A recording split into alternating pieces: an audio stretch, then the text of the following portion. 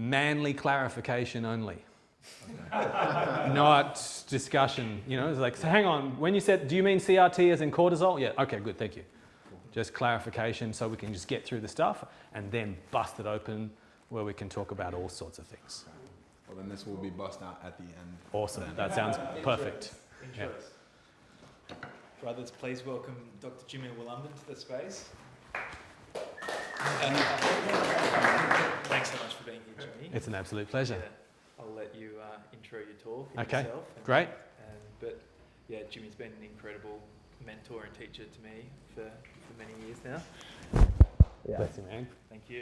And yeah, it's a blessing to have you in the space. Yeah, fantastic. It's great to be here. By way of a bio and a CV that's relevant, I'm a father. And I'm fucking proud. My boy turns 18 this year and my girl turns 16 this year. And the mother of my children is still my wife. And we love each other and we live together. And so that's a CV that is worth like putting on if a man's going to come and speak at a fatherhood thing, I think, in a way as well, right? All of that, like I'm talking about lived experience in this regard. Also, I had the great good fortune of arriving at men's work at the tender age of 19. And at that point in 1995 or something, 30 years ago, it was unusual. I was lucky. And I stumbled into it and I ended up at a Standing Up Alive gathering here in Kyogle. And there was 100 men. And the oldest was 87 and the youngest was me. And they lined them all up. And they were all there, 100 or 106 of them. And there's the grandpa up the front and there was me, this little teenager. And I had that great good fortune of coming into men's work at that point. And I've been passionate about it ever since. And so I've been walking that, I've been studying that, I've been to men's groups on and off at different points. My library has a little manly section on it as well. Oh, and I've got 25 years of clinical experience as a doctor of Chinese medicine. So I'm here tonight speaking to you about MOJO in paternity, essentially. I'm going to be speaking about male MOJO, about testosterone, about health, men's health, and at the crossroads of where mental health and physical health align. And I'm going to give you a whole bunch of information, like a lot of information, really cool information, because as Bernardo Kastrup says, the mind is the bouncer of the heart, and this information is to be lived, and we need to take it in the world. But first off, there's a whole bunch of misconceptions around masculinity, about testosterone, around paternity, all this sort of stuff that I'm going to speak to really directly with hard medical research behind it, so that then we can land this in the heart. But so that I start in the heart and end in the heart, I got a poem that I want to open up with, and I got a poem that I want to finish with. And by way of personal context as well, I'm trying not to cry about this, although I know it's welcome. Is that I've spent the last month in family court helping out my girlfriend who's, and I've got 18 years of polyamory. So that's like 33 years of relationship miles on the clock. Like a lot of relating throughout that time, right? 5 years my current girlfriend, and she's been in family court with her ex, and I've been face to face with the very worst of wounded masculinity. Like face to face with the awful side of that and what happens when paternity breaks down and all these things go sideways, right? So I'm here, I also want to put some ideological cards on the table. I am not a feminist and I am not a masculinist, right? I'm a humanist. And so proud male voices often land in like, oh, is he an Andrew Tate fan? Definitely not, right? Definitely not. But I just want to throw down some ideological cards right at the start. That's not me. That's not where I'm coming from.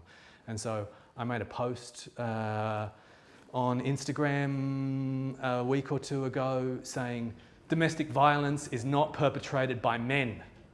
It's perpetrated by hurt, pathetic little boys. And some woman within the hour, a survivor of domestic violence, didn't call me out, but called me up and said, brother, as a survivor of domestic violence, calling names and this kind of conversation doesn't do anything to end domestic violence. What we need is conversations by men to men and women that invite a more constructive change so that we can end this for all of us, right? And she called me up. And then following that, call up, not call out, I wrote this poem, and I channeled all that anger and hate and rage and stuff into a poem called Wage Love on the World. So I thought I'd start with a little bit of mojo from my heart. I'm a red-blooded male and my passion is violent. Since my heart fire's flaring, I cannot stay silent. So hear me, my brothers. Don't fear me, my brothers. Come near me, my brothers, whilst I harness and ride it. There's power inside us that glowers inside us. And if you sour in silence, it will flower in violence. So don't cower and dower. Now's our hour to shower and vow to shower those we love in our power. In the power of words that are tear-streaked and true. In the power of promises that you've followed through. In the power of a code that you live up to. In the power of heartache that you've moved on through. This is what we must forge with the fire that calls, with a thunder that roils and roars in our balls, when the world makes us feel small. Now walls crumble and fall. Stand tall like a man and wage love on the world. Wage love on the world. Wage love on the world. Wage love on the world like you wage love on your girl.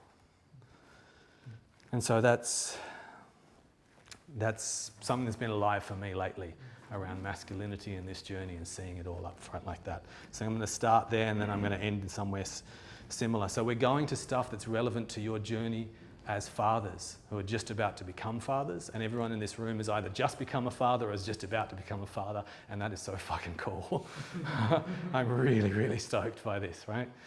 And we are going to get there to the stuff that's on paternity. But just as a heads up, there's a journey before we get to that. And I'm going to start on a whole bunch about masculinity and testosterone and mojo before we get to the stuff that's super relevant to paternity, right? So there's a little bit of run up, but stay with it because there's a lot of misconceptions when it comes to testosterone. Just an enormous amount. So let's start there. So one of those, we start even before testosterone, and one of those is masculinity. And when we do word associations, and you can type this into the internet and get them as well, you do feminine and you get nurturing, loving, cooperative, nature, all the good stuff, emotions, intuition, all the stuff that's human, right? All the soulful, all the good stuff. And then you say masculinity, and what do you get? Aggression, virility, power, control. Like our associations right now with masculinity are incredibly negative. And that flows over into how men who are just about to become fathers approach their role, right? And it also flows over into our associations of testosterone. And so if you ask people on the street about testosterone, they'll say sex, domination, and violence or aggression. Those are our associations, right?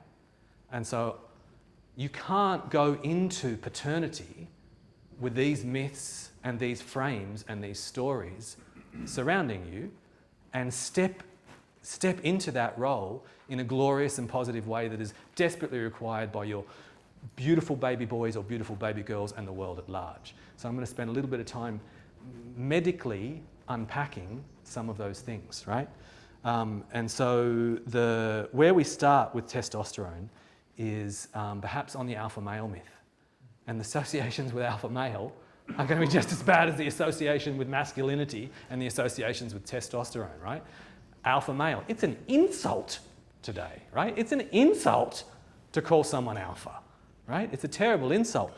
However, when we look at Franz de Waal's primatology, we get a very different picture about what an alpha male is, right? A completely different picture. So I want to start there before I get into stuff about human males as well. So one of the things that primarily defines the alpha male is care and grooming. So female chimps do more care and grooming than male chimps, right? That's a thing, they do. But they don't do anywhere near as much as the alpha. The primary carer and groomer in a chimp troop is the alpha male, right? And so that's really important. There's this oxytocic bonding through gentle, non-violent touch. And when a male is going to go on a campaign to become an alpha male, he goes through this like a 3 to 4 month tickle campaign. A tickle campaign, this is what the chimps are doing, right? The alpha monkey, right? Completely the opposite of what you've been told, right? A tickle campaign and a food procuring campaign, right? And so this is taking place so that DeWaal calls them the consoler in chief, right? The consoler in chief. And there's all of this beautiful, gentle touch that's going through all of this. And that consoler in chief, right? And that winning the hearts and the minds of all of them through service in the alpha male, in our chimp cousins, right? Is in some ways parallel to the alpha male of the First Nations in America with that great big, instead of a silver back, they've got this great big white headdress, right? Like in the Lakota or Dakota, I forget which ones it is. And each one of those white feathers is gifted by someone in the tribe that says, you helped heal my broken leg. You looked after me when I couldn't feed myself. You gave me wise counsel when I wanted to end my life. Each one of those feathers in the chief's cap is a feather earned by service, not domination, by service. And this is the definition of the alpha male in our closest primate relatives, right? And so we've got to really undo some of the things that we've been told about what masculinity equals if we're going to embrace it and model it and nourish it and cherish it so that we can share the gifts that come with that. So service, generosity, and tickles. Right? And tickles. Let's be clear on that. So now let's have a look with that little backdrop against some of the myths that we've got about testosterone. Now, as I said, testosterone, people are just like competition, aggression, and violence. That's our associations with it, right? That's women's associations with it. We know that. And it's also men's association with testosterone, right? And it's not true. So I'm going to do some, I've got a lot of references. Anyone at the end of this, I welcome you so much. Anyone's like, okay, Jimmy, okay, let's see the research. Please, I really ask you for that, and I will send you the citations for all the PubMed articles that I'm quoting here today, okay? I will promise you. So really do call me up on that. So first one is, let's do this cool little test. Hold your hand out and look at the length of your ring finger, this one here, which is the finger of Apollo. That's what this one's called, the finger of Apollo. Look at the length of your ring finger and then look at it in relation to the length of your index finger, your pointy finger, right? And you'll see that, you'll see all sorts of different things. But in general, what we see is that men have a longer finger of Apollo and a shorter index finger, in general, right? But the difference between those is called the 2D, 4D ratio. And this is not palmistry. This is science. It's crazy. It sounds like it's fringe science, and it's not. So look up the 2D, 4D ratio if you're like, yeah, really? It's really like quite vigorous. And that ratio shows in utero testosterone exposure.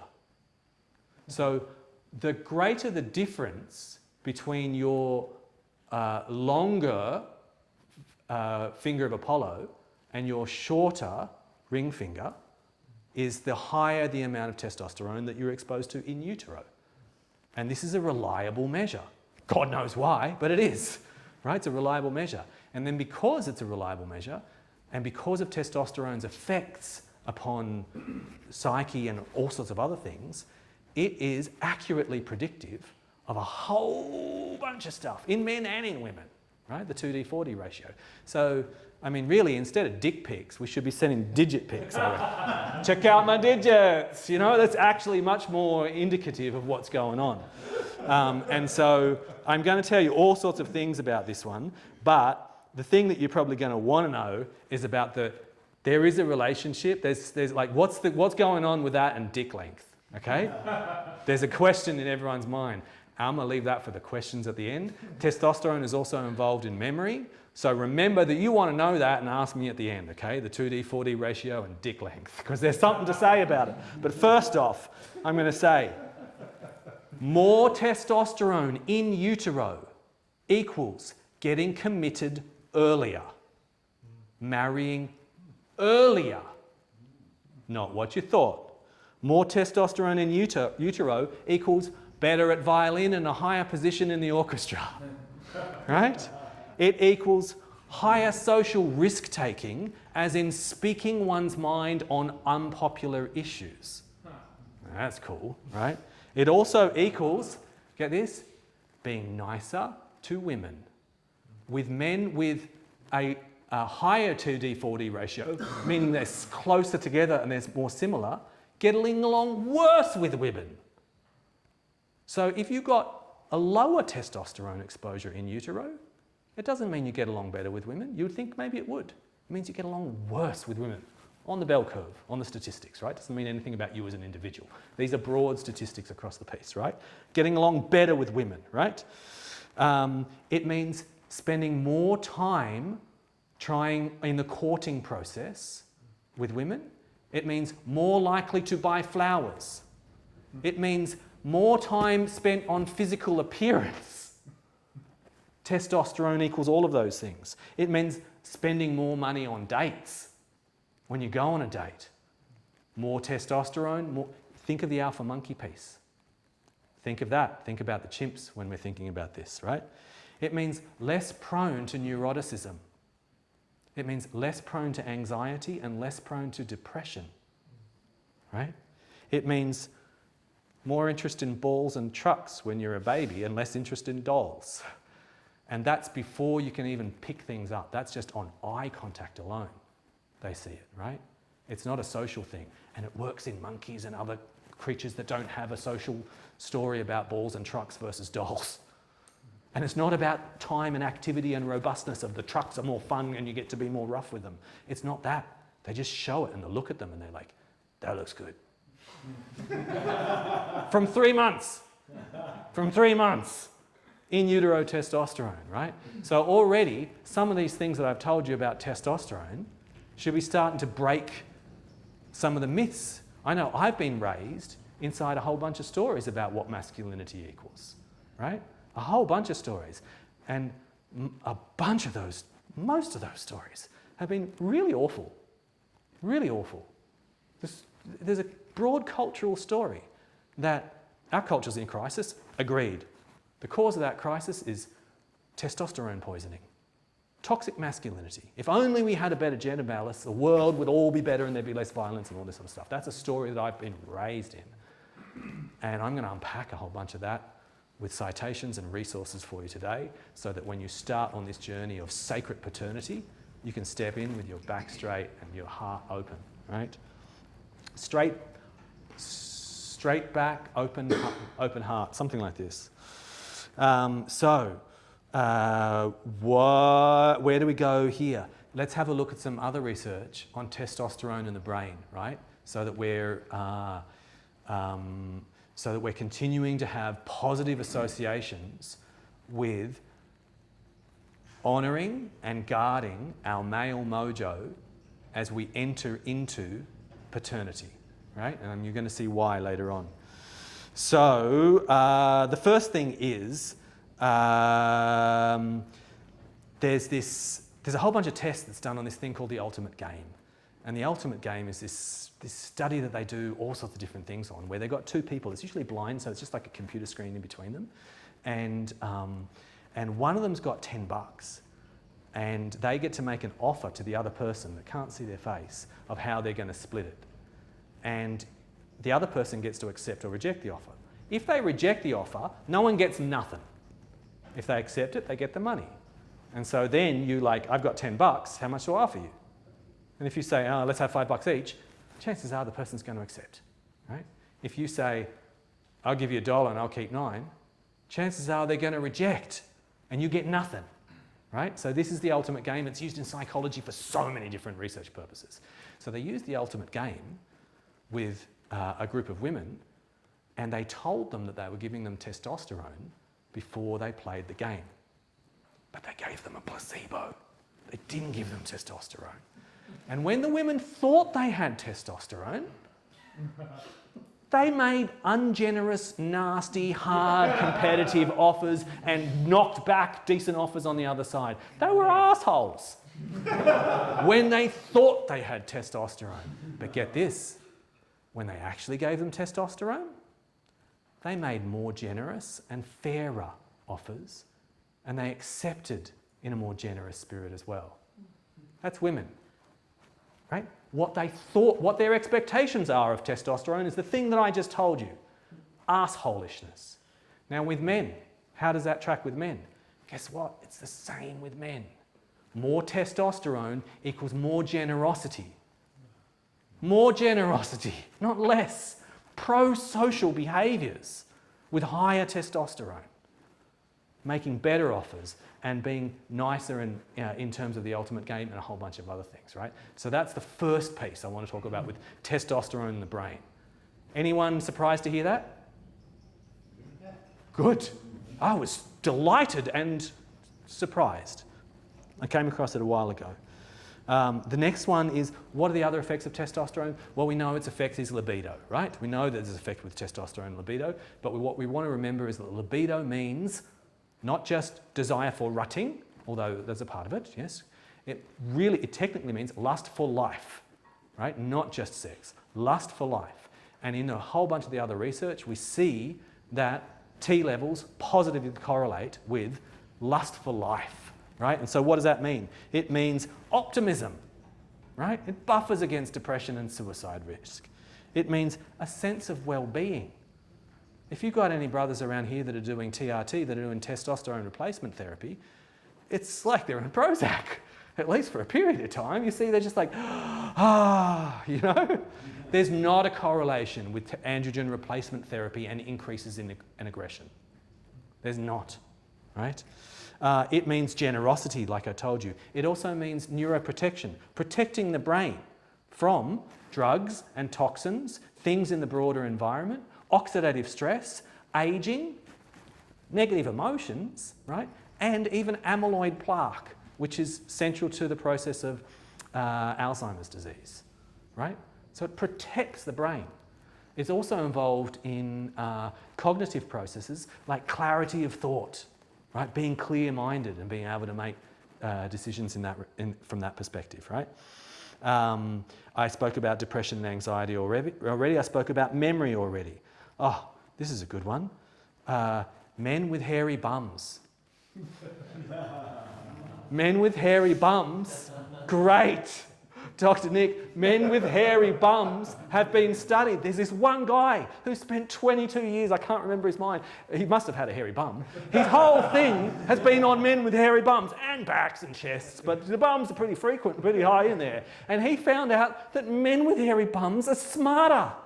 And he looked at a whole bunch of different groups. He looked at medical students and he looked at people in the whatever the club is of guys with above 140 IQ. There's a lot more hairy bums in the Genius Club, and there's a lot more doctors with hairy bums. And they found this in other cultures as well. And the hairy bums is a proxy in this instance for testosterone as well. So there's an intelligence piece potentially inside there as well. I'm drawing a bow between those things, but they're like, the hairy bums is definitely something to do with testosterone, right? So we've got IQ there, and what a beautiful little piece of research on the men with hairy bums. And the other one is, spatial navigation. Does this go in the boot that way or that way, and how do I put it in? It's true. It's true. Guys on androgen blockers can't pack boots anymore. It's a thing. It's actually well researched. It's important for that, right? Also, directional navigation of like the unique ways in which mental maps are formed to be able to get in a particular place rather than by landmarks, right? I missed that one. I've got a terrible sense of direction. So those are a bunch of the things on testosterone in the brain, right? But then the next thing that we really need to unpack here, like quite specifically, is testosterone and aggression, right? Because why would we be cultivating testosterone if it's associated with violence? And The general consensus is that it is. That's the general consensus. Like it or not, most men and most women and most doctors, most professionals, most people that aren't researching inside this particular field think that there's a strong tie there, right? And so let's unpack it. So firstly, like a broad piece, if you line up 100 aggressive people that have been studied and shown to be aggressive, and they're 50-50 male and female, and you had to, is that how it goes? You had to bet on which one was the most aggressive, the man or if you had to bet who was aggressive, male and woman, and you always bet male because men are aggressive because of testosterone, you'd be wrong 40% of the time. So what that means is men overall, on how we mostly define aggression, are more aggressive than women. On some studies, when we look at it in different ways, but it starts to get really messy, because how do you define it, right?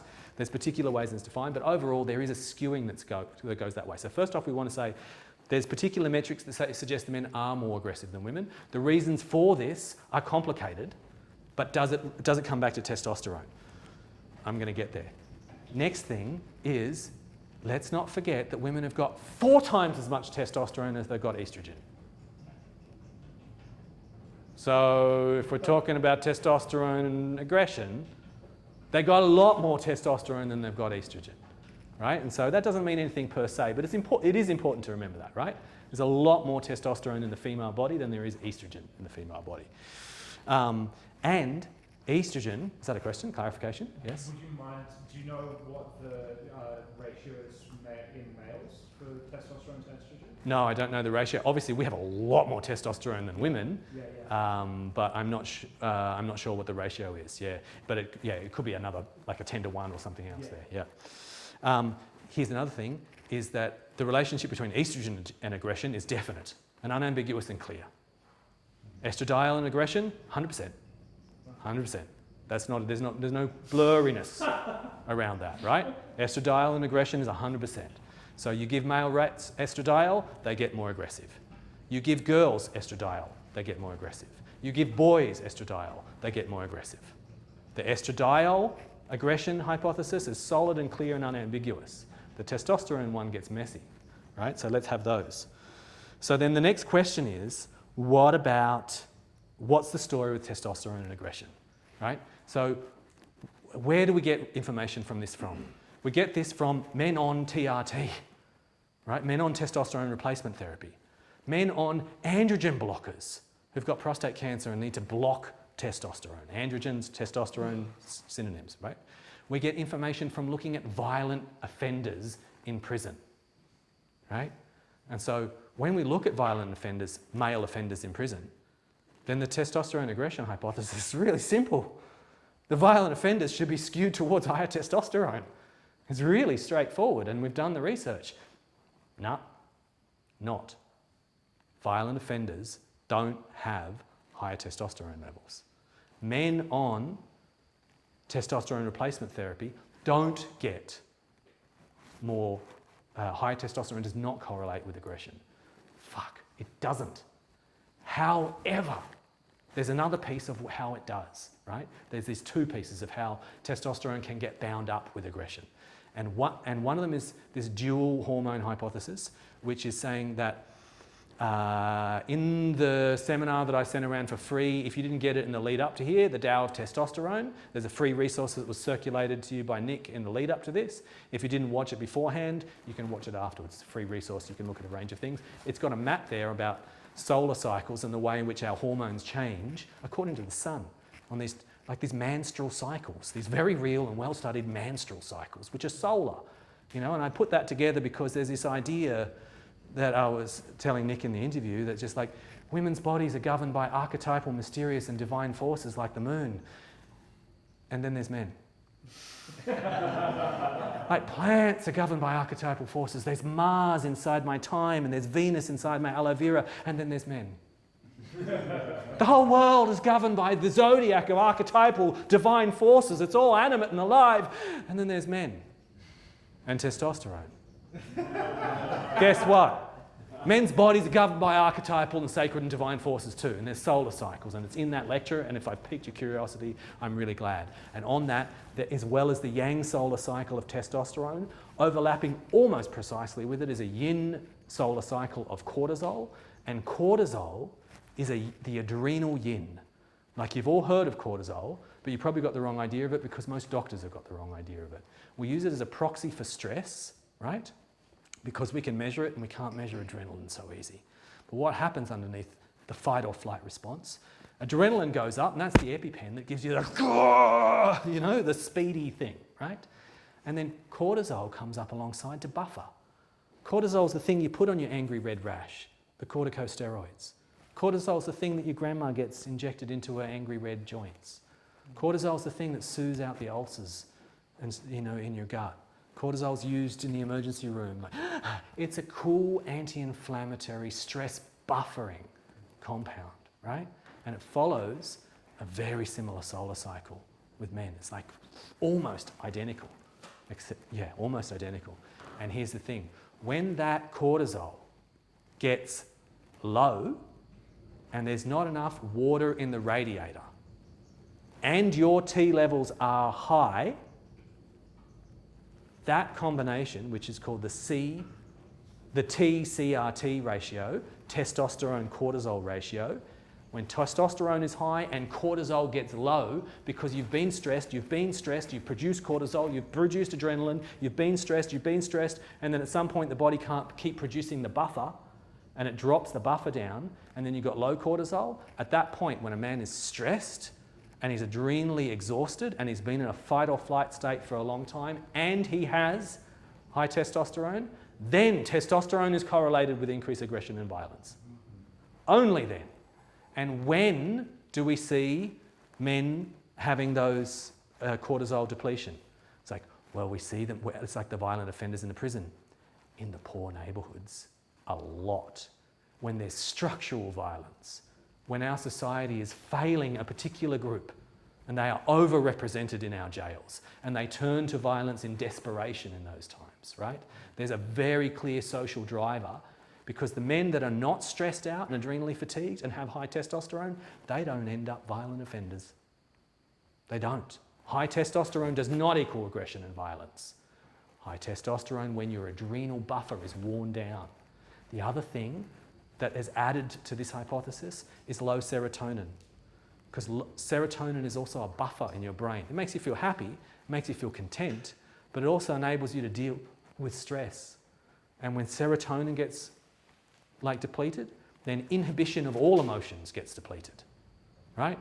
It's, I don't know, if anyone hypothetically had ever tried MDMA and hypothetically had had a dip day on Monday or Tuesday, they might notice that when their serotonin crashes, that they're more reactive and there's less of a buffer there as well, right? And so our best understanding of violence today in men and women is not something simplistic like testosterone equals violence, because it don't. It is social violence decreases the buffer in men and women. And in men and women, when that buffer is decreased, they will become aggressive, psychologically, socially, and physically, right? And so, and that violence, there's a violence that those people, those men and those women that are committing aggressive, violent crimes are first subjected to that takes their cortisol and their serotonin down. They're coming from the hood, right? They're coming from places where there's already exposed to violence. So it's a perpetuation of violence in that regard, right? Okay, so that's a big piece. And we've got information, the same things on that CTCRC, the T-CRT ratio in adolescent girls and women as well. It's the same thing. When that ratio gets out, despite their lower overall testosterone levels, it's a ratio thing. Despite their lower levels, they will get aggressive and violent when their cortisol gets low, if they also have comparatively high testosterone, right? So it's not gendered, that particular piece. Yeah? Would it have to be consistent, like structural violence, or would sexual abuse one-off, would that be enough to take out the cortisol? Good question. So the thing with the fight-flight response, acute stress, adrenaline, and then buffered with cortisol. It's a bit like green tea has caffeine, and then it's got L-theanine in it, which smooths out the ride. The L-theanine is like the cortisol. It smooths out the ride of adrenaline. Acute stress, adrenaline goes up, cortisol goes up, and then it goes down. That's what we're adapted to. Acute stress. Chronic stress, like PTSD stress, like structural violence stress, like repeated abuse stress. The adrenaline goes up, it stays up. Because that's the throw the car off the baby, that's the run and climb up the tree, that's the wrestle the bear and save your life thing. And the body wisely, when it's depleted from producing all this energy, and it says, I've got to choose between adrenaline and cortisol, it doesn't drop the adrenaline, it drops the cortisol. And so any sustained stress, even if it is sustained psychologically by the memory of it, is going to flatten your cortisol curve, which should go like testosterone and have this like morning peak like this, right? And so any stress that flattens that curve creates an incredible risk like that. In the same way that anything that drops down serotonin alone, inhibition will be dropped, right? You're going to have problems there as well. And the combination of those is definitely going to create problems. As we get more information and better research around this, we're also going to have to find that the way in which any man or woman's body is processing histamine and the amount of glutamates that are in the brain and a range of other inflammasomes are also very relevant to violence and the fight-flight response. We've already got that information around. So it's a complex piece. It's a complex piece, but testosterone equals violence definitely ain't true. I'm really proud to tell you that, right? Really proud to tell you that. Okay, so let's keep moving. Now we're on fatherhood. I told you we'd get there in the end. Let me grab a sip of water and move on to some fatherhood stuff. This is the hard bit. Because that stuff was all, I think, pretty inspiring and affirming. You know, really inspiring and affirming.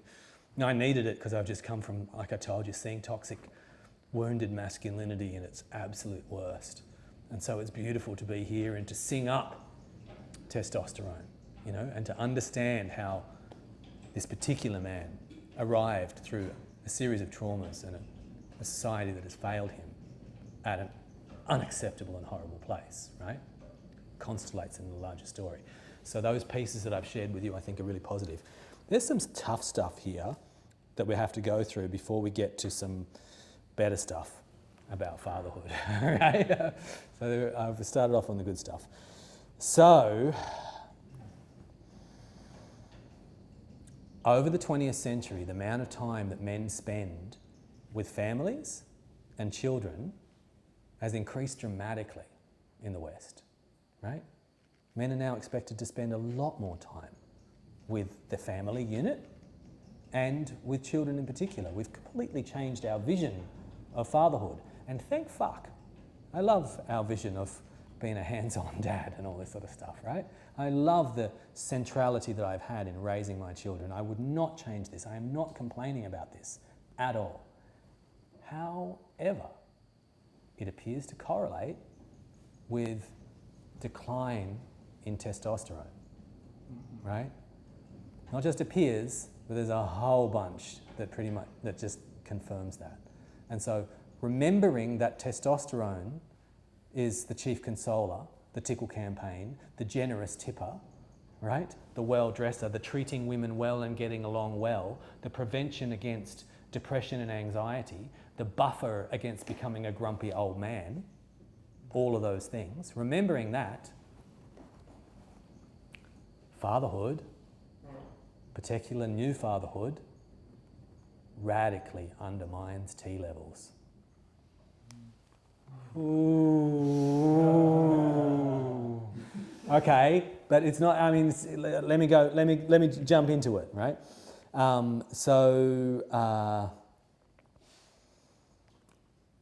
Should we go better or get worse? No, this is a bunch we've got to go through. When I say radically, what do I mean?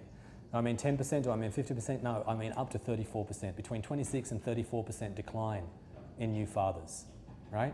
There's a trade-off happening here.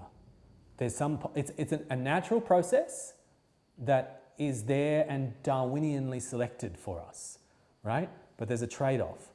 On the one hand, you lose mojo and all of those positive associations that I just said that go with it.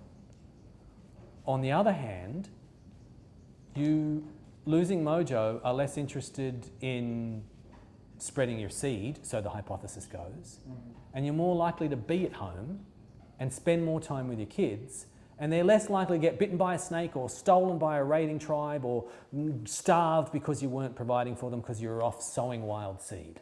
That's how the hypothesis is, the explanatory hypothesis is given, right? Is that there is a dip, a sharp dip. And as men, we don't know about this. And as prospective fathers, we don't know about it. We know all about postnatal depletion and postnatal depression. Oh, you've got to be there for your woman, and you do. That is real, right? It's very, very real, and you've got to do that. What about postnatal testosterone decline? It's studied. It's a thing, yes? Is that also perhaps because it lowers the likelihood of you having another baby with your partner while they're restocking after? I'm not sure. It could do, yeah. There's a whole bunch of possibilities inside there, but nature has selected for this, so there is a survival advantage to it, right? There's something to be. I've just put the boogeyman on it, right? But then I want to maybe soften that and be like, expect a degree of loss of mojo. Expect a postnatal depletion of your own. Expect a loss of muscle mass. Expect a lower mood in some ways. Expect a reduced buffer and a reduced motivation, not just a reduced sex drive. Plan for it. It's not guaranteed. These things are bell curves, like I said. Doesn't mean, but of everyone here, there's going to be a bell curve where most experience, and there's a few outliers that don't. Some it's worse and some it's not. That's how these things work. It's not pointing the bone saying this will happen, but plan for it, right? Is the piece. Plan for it. There are positive trade-offs inside that, and I've got a couple of quotes here that I think speak to that. It's not the case that men with lower testosterone are simply more likely to become fathers. On the contrary, the men who started with high testosterone were more likely to become fathers than the ones with low testosterone. But once they did, their testosterone went down substantially. Our findings suggest that this is especially true for fathers who become the most involved with child care. The more hands-on you are, the more you lose mojo, right? Now, here's some other things, just to see how deep this fucking goes, is that you get a decline in your testosterone the moment you hold your baby. The moment. It's rapid. Not just that, you get a decline if you hold a doll. You get a decline from holding dolls. Fuck, right? There's traditional injunctions around this stuff. Women don't touch didgers and spears, men don't touch dolls, right? They've done a lot of studies on this, yes. Did you say dogs or dolls? Dolls. No, dogs are good. Yeah. Dolls. Things that look like babies. Yeah. Not even a baby, right? You get a decline from hearing a child crying on a recording. It's not even there. Testosterone goes down. You know, it's like the balls shrink or something. There's this energetic kind of like, oh, like it's very responsive. Your T levels are very responsive, right? Puppies? No, I don't know. I haven't heard anything about puppies, right? I haven't seen that. But those other things, they're well cited in the research again and again and again. This is not fringe science as far as I can see, right? So let me see. But here's the thing. There is a thing called the T rebound. And the T rebound is that it plummets sharply from, here's your son, oh, down it goes. And it appears to start to come up again, like to improve after 9 or 10 months, right? So there's a T rebound. Let me read something about the T rebound. I have something I want to put out. Yes? Is there any study on like if you try to fight that in between the 9 months, like no, I'm going to keep it? Yeah. Is it not good for the rebound? Or Yeah, I'll read you these quotes. I think it speaks to that. I think the more accelerated one's T rebound, how quickly it comes back, right? The less time fathers invested in their infants across the 9-month study period. So that's the trade-off. On the one hand, you're going to be grumpier and less generous and less buffered and all this stuff. On the other hand, you're going to spend more time, like it's a trade-off. And it's a tragic trade-off, right? There's a tragic trade-off in what we're doing here of how we're structuring our families. And I'm all for it. I'm not suggesting that we shouldn't do it, but we should speak about it in the same way women speak about postnatal depression and the trials and tribulations of menopause. Hush now, don't talk about menopause. Yeah, fucking talk about it. It's hard, right? We've got to talk about it as men, right? And here in a group of men that are just about to become fathers, has anyone heard this before? Has anyone heard this in this room? Okay, yeah, experienced but not heard of, right? So this is data, this is research. One more I think that is relevant. Higher basal cortisol and increases in cortisol in response to newborn interaction are predictive of greater paternal involvement in childcare and play months later. So your adrenal reserves are important and necessary, is what that says. The buffer in cortisol, how much water you have in your radiator, the fluid in the battery. The yang is the spark that comes out of the battery. It doesn't exist without the fluid in the battery. The fluid in the battery in this instance is cortisol, your adrenal reserves. If you're arriving at paternity burnt out, it doesn't predict well. We don't just need testosterone, and we do need that. We also need our yin, our adrenal buffer, right? And everyone needs their adrenal buffer when they're going into parenthood, right? Because it's going to get chewed up. So I've got some more on this same piece. And trigger warning, it gets worse maybe, I don't know. So let's keep going, but you want to see what you're facing, right? You want to see what the pit holes are so that then we can come out the other side and plan around it. And not take it personally. Not take it personally and not be surprised if you feel like shit, right, as an early father. I felt like shit for years, and I felt like shit about feeling like shit. I felt guilty about feeling. I'm like quadruple Cancerian astrologically, and I was like all about having kids, and then I fucking nearly died. I found it hard. I never got better at it. It's just that they got out of early childhood, and then I could start breathing again. I never kind of really, and I still, I love my kids. The period under 7 was just rough for me, and it's still rough with other people's kids. I haven't been well adapted to that. I just survived it, right? I found it really hard, and then I felt bad that I found it really hard, and only when I got out the other side and I was like, oh, I can do this. And I have a great relationship with my teenagers, and I'm loving it. And I had a great relationship with 7 to 12 and all this stuff. I found it hard, and I felt like shit because I found it hard.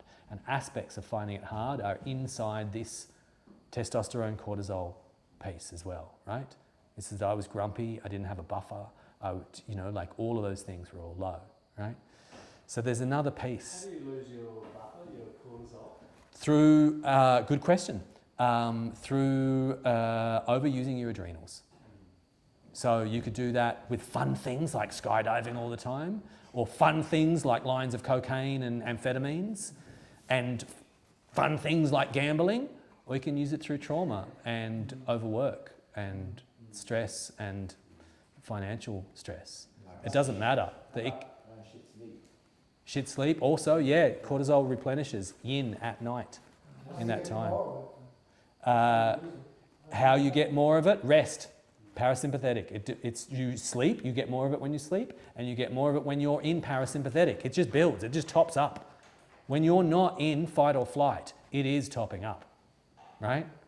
But the modern world kind of constellates everyone into a fight or flight state, pretty much. Like, just keep the industrial complex going.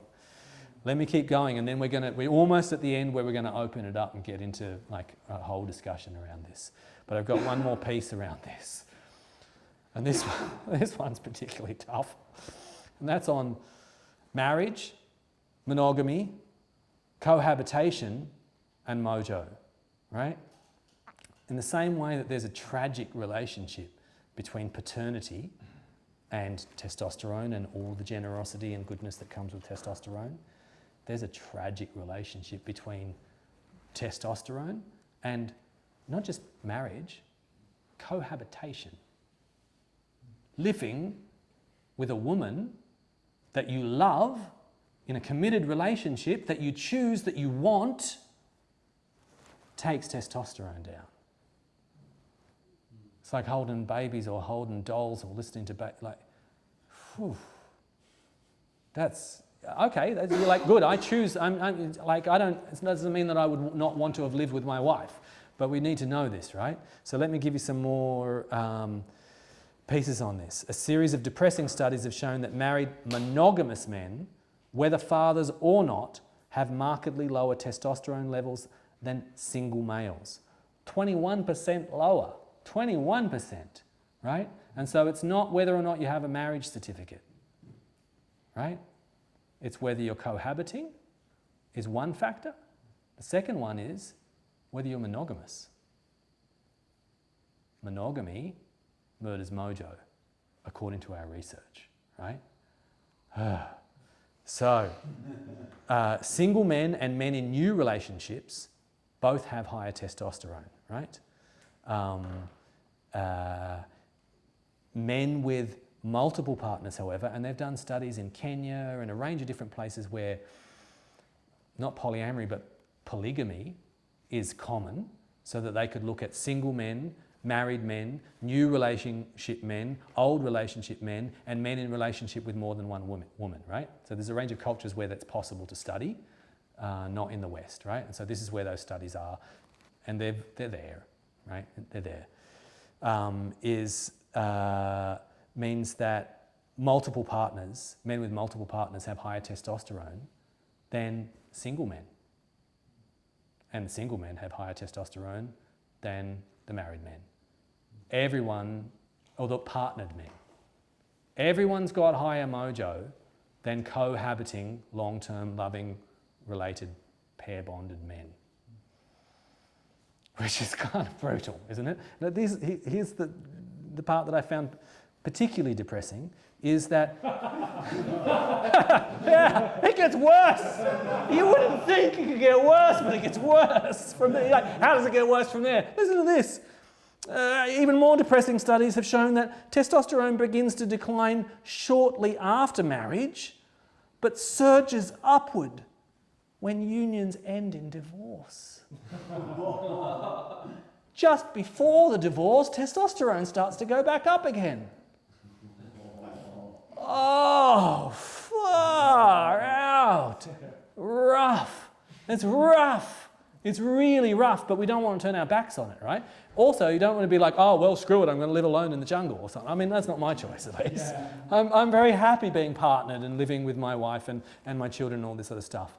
But in terms of postnatal testosterone depletion, we need to know this. And we need to know it against the backdrop of all of those things that I said that testosterone does. Those positive, generous making, stress buffering, like getting along better with women. So when you get married and your testosterone levels go down, you'll get along worse with women. That's brutal.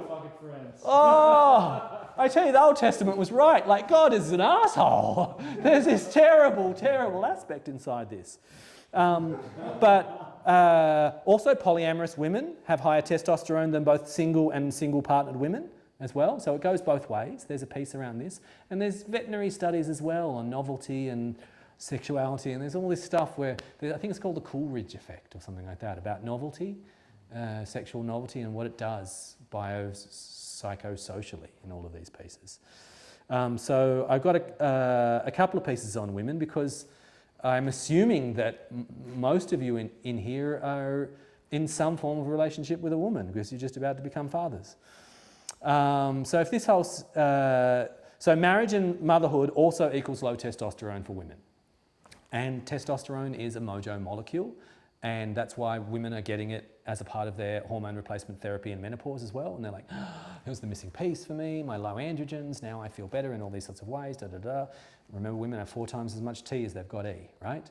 And so marriage and motherhood both decline testosterone, and testosterone has some positive effects for women. If this weren't tricky enough, women who are married or living as though married have higher estrogen levels in general. That includes estradiol. And estradiol is mapped as it peaks and flows every single month to produce a more negative evaluation of the man in their life. And then when they measure the fluctuating estradiol levels of women and then they look at the men, there's a clear correlation that the women's negative view of their male partner impacts the male, and their stress levels go up and their sense of well-being goes down according to the estradiol levels of the woman that's next to them. And that's the same when that estradiol is artificially introduced. Right? So it's a reproducible phenomena. So estradiol levels are higher, not good. Testosterone levels are lower in married mothers, married women, right? Married monogamous women. The estradiol level would make the testosterone drop then as well. If your wife has a negative view of you, it's going to drop your testosterone as well. Absolutely. It's also going to drop that, right? So, yes. Men also perceive their partner to be less satisfied when estradiol was high, and consequently they experience lower well-being measures. Whew, so, estradiol higher in marriage and monogamy, right? Perception of men, lower. Men's well-being, lower. There's a rough situation that we're going into in the nuclear family or in cohabitation. So if a man will be watching this in a replay who's not about to become a father, but has just moved in with a woman that he loves, all this applies to him. It's not just about fatherhood, it's just that there's a meeting of these things. I told you this was pretty fucking rough. You know, this part of it, it's rough. And so now, let's come out the other side of that, and we come to the WTF, what the fuck, and what do we do? Yes? Would this be an explanation for why 1 in 5 couples break up in the first year of their child's life? Like testosterone problems, you get along less with your wife. It certainly is very sense-making. I haven't seen that, I can't quote research about that, but it's, wow. But if we're going to ask that question in biochemical and somatic language rather than psychological language, and psychological language is just as sense-making, less feeling valued and all that, it's just a different language. This is not the better language, it's just a different language, biochemistry, right? It's not the really real language, it's just another one. It's certainly very sense-making across all of these pieces. And so, you want to know it. Going into menopause, going into andropause, going into fatherhood, going into cohabitation, right? All of these things murder mojo, and you need it. You need it. Your kids need it. The world needs it. The whole fucking world needs your mojo, gents. The whole world. In fact, in stark contradiction to a second wave feminist narrative that suggests that what is wrong with our culture is global testosterone poisoning, biochemically it's the exact opposite. There's a global testosterone crisis. Testosterone is a fucking snow leopard on this planet. And I'm not just talking about men. It's an endangered, mojo's an endangered species. The testicles on alligators are shrinking. Fuck. And is there another part of that? Yes. there's a global pandemic of estrogen. A pandemic of estrogen. How come? Because so many of the chemicals that we spat out into the world are xenoestrogens, and they behave like estrogen. They fit estrogen receptors in men and women. Turn the frog's gay. Turn the frog's gay. That piece is very real, and it's interfering with like the estrous cycles, the ovulatory cycles, not just of women and not just of female psychology, of male psychology, but across species, a whole bunch of species through all these industrial pollutants, right? And a whole bunch of things in your food supply. There's so many of them that are all behaving like estrogen. Testosterone is in global decline, and testosterone does a lot of really good things, right? A lot of really good things. So then we come to the final part of like, okay, thanks Jimmy, you freaked us the fuck out. What do we do? What do we do? Okay, so what do I write down here? What do we do? Okay, so we've done the... I'm sure there's an answer down here somewhere. There's something. Oh yeah, it says here, buy my herbs. It doesn't say buy my herbs. All right, so we've fundamentally like popped the myth of, there's two theories of testosterone at present, and one of them is the folk wisdom theory, and the folk wisdom theory is testosterone equals sex and violence. That's what your doctor believes, and that's what your wife believes, and that's what maybe you believe when you walk in here tonight, right? That's one theory. There's another theory which is called the social status or status seeking hypothesis, and it says that that testosterone, its role is to drive men to climb social hierarchies. Another way to say this is to drive men towards mastery. The social hierarchy is not a single social hierarchy. It is, God damn it, I'm the fucking alpha tiddlywinks player in all of Mullumbimby. I'm at the top of the pyramid when it comes to Dungeons and Dragons. You just have to be in a space of mastery according to this hypothesis, right? Why? Because female sexual selection, which is the unspoken Darwinian force, there's the survival of the fittest, and then there's the other one that explains why peacocks have got big weird tails that make it easier for predators to grab them, right? Why would, that's not fitter. Why would that? It's like, oh, that's right, that's the female sexual selection. So they got a kink for tail feathers. And if you can survive with that big ass tail feather, predator friendly, that a fox can just grab you by, then you must be pretty good, so I'll select you. So whatever women have got a kink for, they're selecting from it because you're like, wow, you're so good, you can get around even with that thing on your ass. Breed with that one, right? Female sexual selection. Where do females select from? The top of the pyramids.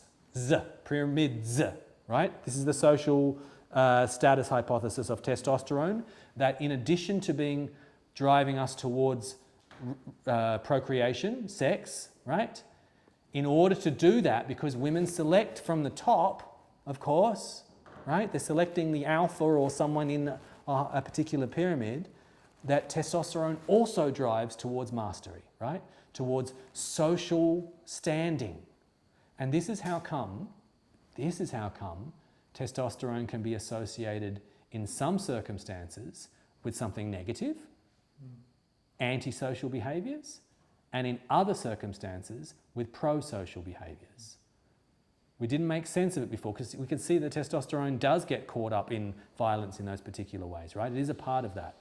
But in both of those instances, it's always to do with reproduction and climbing that a social pyramid, right? But I want to emphasize that it's a social pyramid for human beings. And we've made lots of them. You can be the best damn translator of Portuguese science fiction novels. And those chicks that are into Portuguese financial sci-fi novels, they're going to select you, right? There's a lot of pyramids. There's a lot of hierarchies. There's a lot of mastery. There's a lot of opportunities. There's not just one, and it's not just financial, it's not just economic, it's not just social media. There's a lot of them, right? And so this is the social status piece around testosterone. MOJO drives to mastery. MOJO drives to mastery because women select from the top, right? How do we have evidence around this as well? We have evidence of this in a range of different things are cited around this, and they're really cool. It shows again how responsive MOJO is. And so when I'm talking about testosterone, and when I speak to men about testosterone who are clients, I try to stop using the word testosterone and start using the word MOJO, because it's a psychosocial mind-body phenomena, right? It's an encapsulation of yang and masculinity made physical, but it is rooted in psyche and soul, and it is responsive to both of them. So if I tell you, and the winner of the lottery tonight at the Lucky Door prize is Nick, because Nick's the only one whose name I know, his testosterone goes up by winning a competition. Just like that. Just like that. Here, now, tonight, his testosterone goes up. What's another one? They did studies on the postal service. Arsehole studies, if you ask me. And they got a whole bunch of men. They said, oh, guess what? We've done this. They took their testosterone levels, and then they told them, we've done some surveys, and we found out that you're in like the bottom 15% of income earners, and you're at the bottom of the pile, basically, as a dude. And then they measured their testosterone levels, and they fucking were low. They were low. Why? Because the feedback said you're at the bottom of a pile. You're losing. And then when they told them, other guys, we've done some surveys, and you're actually in the top 3% of performing guys in the postal service, their MOJO went up. Their MOJO went up. Immediately. It's very responsive. And so I think it's blood. I'm not sure whether there's cortisol testing, for saliva testing. You said like all these studies, so they just test people, blood test straight away. Yes, they have to. Yeah, that's right. On the spot. Yeah, on the spot testing for this. And so another example is the alpha monkey. We used to think that the alpha male was the alpha male because he had the highest testosterone, because they tested the alpha male, and lo and behold, he had the highest testosterone. So it made sense. The one with the most testosterone becomes the alpha monkey, right? But then they did some more detailed studies, and they looked at the beta males, and they saw them before their challenge to the alpha male, and they say, oh, yeah, they've got lower testosterone than the alpha. And then they challenge, and then they win, and then the next day, who's got the highest testosterone? The monkey that the day before was the beta has now got the MOJO that matches, right? The MOJO that matches. He's like, I just won the raffle, right? That's why testosterone is better thought of as MOJO, because it is a psychosocial molecule, like serotonin, like dopamine, like your immune response, for Christ's sake. If I tell you your dad just died, your white blood cell response just goes through the floor. There's not a separation with these things between psyche and soma, and there's certainly not a separation between how you perceive yourself as a man and your androgen levels, right? How you perceive yourself on whichever scale or pyramid that you erect in your mind that you are on, that you define for yourself, right?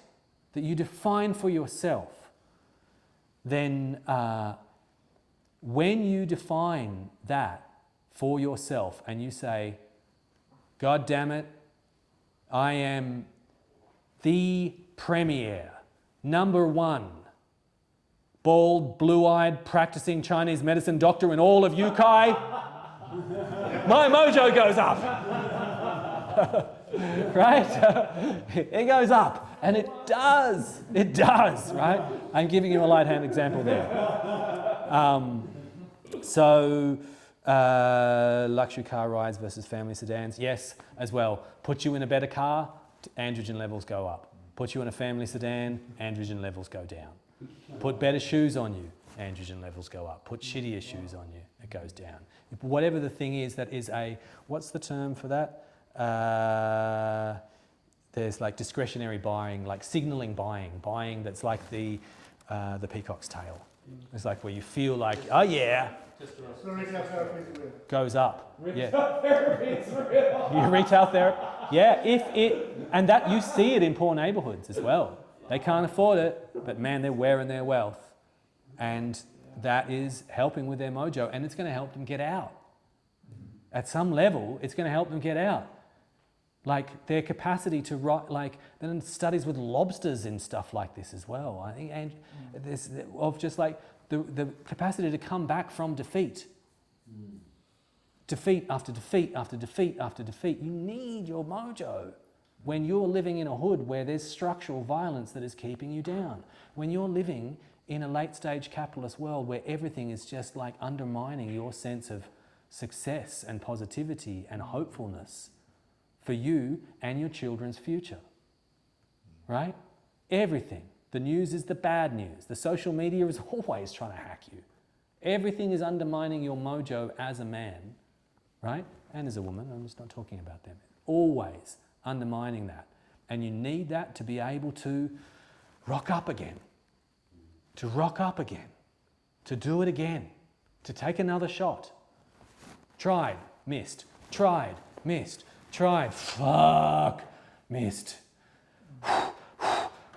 tried, right? That takes mojo, right? And then win, yes! Dopamine goes up, mojo goes up. There's a tight coupling with dopamine and testosterone as well. You also say then that external validation rather than testosterone, testosterone? Yeah, social perception. Yeah. Yeah, social perception, absolutely. If you are perceived as successful by those around you whose opinion you value or not, people look down and you're like, and you value their opinion, and we're social creatures. There's nothing like more stressful to us than peer evaluation stress. And I mean, like scientists put people up and get them to do a challenging test, and they put them in like a really hot sauna so that it heat stresses their brain out, and they do badly. And they put them in cold stress environments and plunge them in water, and they do badly. They electrocute them and they do badly, but they do worse when people sit around and judge them. Right? They do worse. Peer evaluation stress. And as a man, you can't avoid it, but you can define it on your own terms. You have to. You have to define success on your own terms to maintain your mojo, which translates to your androgens, which translates to your bone density, your brain health, your blood sugar regulation, your muscle mass, like immune function, joints, healthy bones. 1,000 things are dependent, at least partially, on where you place yourself on that rung, right? And so Something, how does it tie in with like ego, like defining the two? it is. There's a healthy ego. Yeah, right. It's a healthy ego. Your ego is, you must have an ego. Everyone has an ego. It's a normal thing. It's not a bad thing. An ego is the interface between you and the world. No one is without one. Like we've spiritualized the hell out of that and made it a terrible thing. It's the medium through which you interact. You must have a medium. Don't forget that it's not you. I'm not Dr. Jimmy, right? I'm not. It's a role that I'm playing. I'm not just father, I'm not just husband, I'm not just neighbour, I'm not just doctor. All of those things are a part of my ego. I'm not that, but I need it to move through, and it needs to be healthy and loving and compassionate and kind to myself. Like I need that. So yeah, having a good, healthy ego, like a healthy ego. Not an inflated ego, not an egomaniac, not an unhealthy ego, but a healthy ego. Yeah, and so self-loathing is not good for your bones. It's not, right? Because it'll drive your mojo down, and that will put you at a greater osteoporosis risk, right? It's not good, right? And so what does this mean in terms of the posture for success, right? There is a posture for success, an asana, a stance as men that has an inner stance, and I've been speaking about that inner stance in a way, right? And I'm going to speak about it as an outer stance, right? Higher MOJO / higher androgens gives rise to very predictable and documented physical traits. And those are an erect posture, right?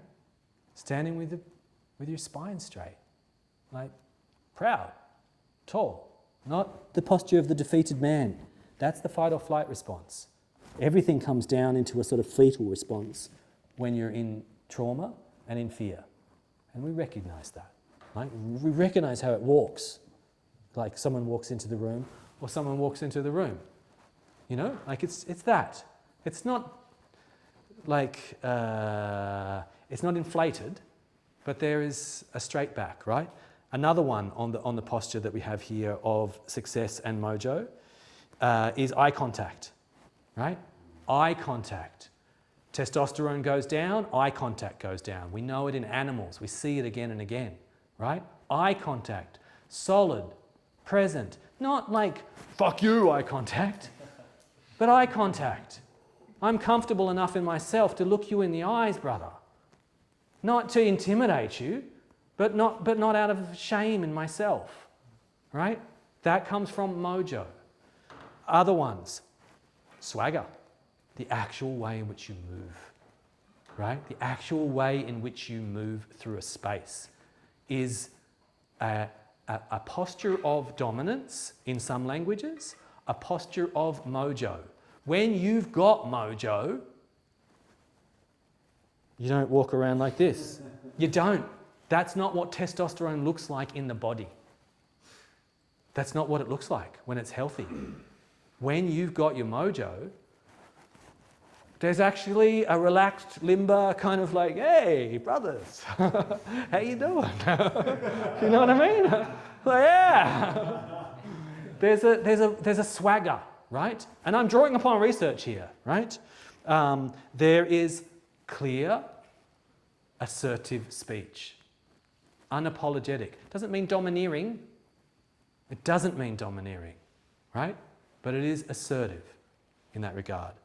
And on top of that, I will finally add, there are movements that have been documented which reliably and predictably increase male androgens, increase T levels. And one of those is the haka, right? And power poses in general, right? And so like at home, this is the sort of thing that has been shamed, right? But standing at home and just being like, ooh, yeah, you're just like, yeah.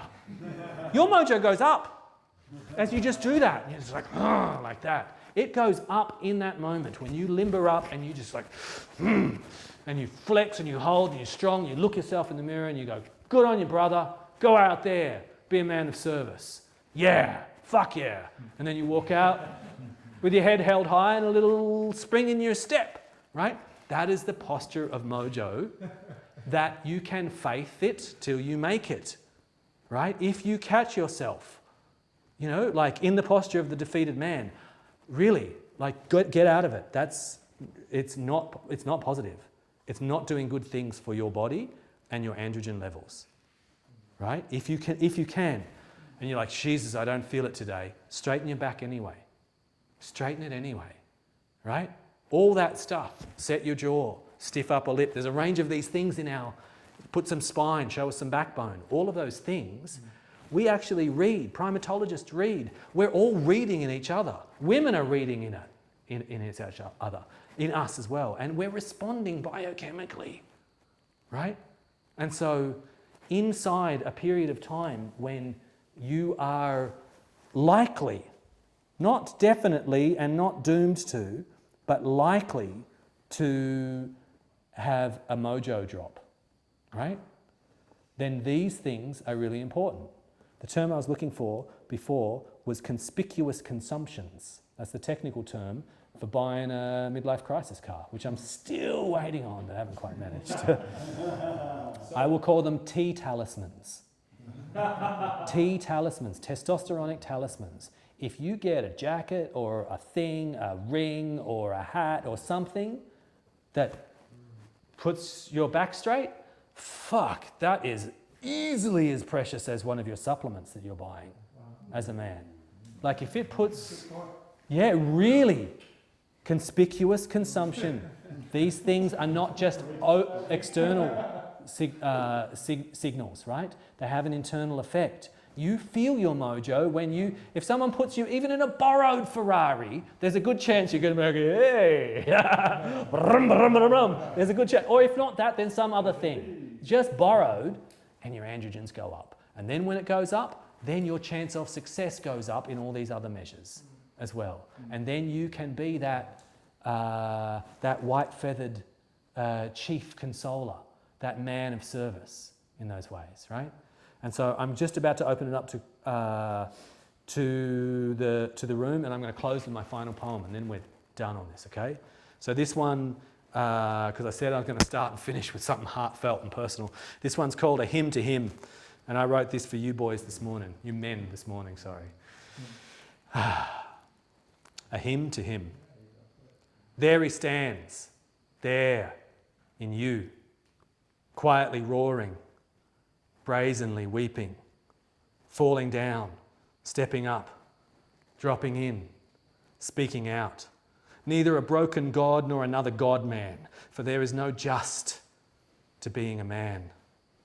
Understand that when you simply stand as just a man, having sat down deeply in your humanity, having ridden the winds of your insanity, having wept lavishly with your soul in amity, having waged peace upon the destructive calamity that pulls every psyche with its shadowy gravity, having looked unflinchingly at life's great tragedies, having seen your profanities shot through with sanctity, having loved savagely, having been hurt erratically, having forgiven radically, and despite the banality of life's fatality, having healed magically, and emerged emphatically, clasping your bloodied individuality, you see that coiled within your imperfect personality lays something worthy of your own respect.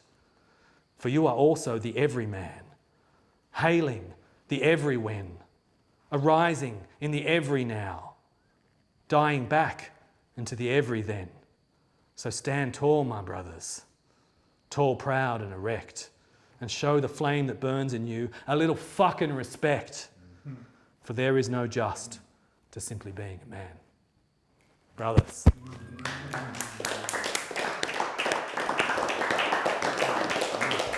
Yeah. So, yeah, open, wide open. Yes. Just before we... thanks. Just before we leave the last thing you were talking about before, the epic poems, by the way. Thank you. You were talking about power poses and their relationship with like increased mojo.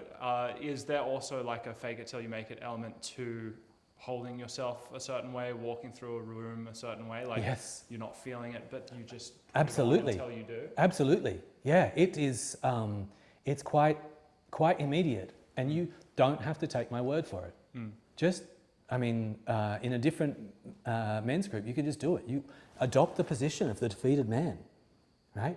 There's an immediate nervous system change that takes place, right? And also the breathing is shallower, there's signals, all these things. You're breathing from your pec minor that's just pulling up on your coracoid process like this, and that signals different changes that the fight or flight response. It's inflammatory in a whole range of ways. Your cortisol is being used and suddenly your mojo is being suppressed. It's just like that, right?